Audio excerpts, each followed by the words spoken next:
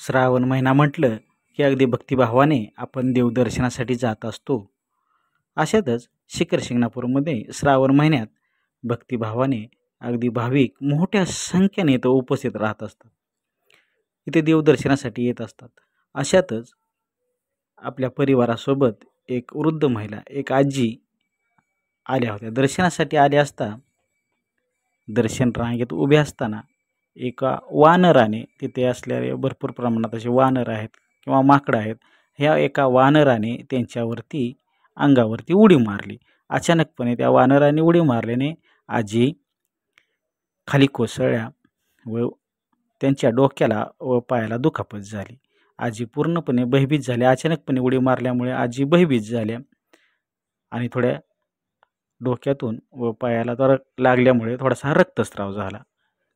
अशातच देवस्थानाच्या ट्रस्टच्या वतीने ॲम्ब्युलन्सला बोलावण्यात आले. त्या ठिकाणी मीही देवदर्शनाला गेलो असता मी तिथे उपस्थित होतो आणि माझ्यासमोरच हे सर्व घडत होतं. मी तात्काळपणे आजींच्या मदतीसाठी पुढे धावलो. आजींना ॲम्ब्युलन्समध्ये सुखरूपपणे बसवून थोडासा आधार दिला, विचारपूस केली. ॲम्ब्युलन्समध्ये त्यांच्या नातेवाईकासह त्यांना दवाखान्यात पाठवण्यात आलं.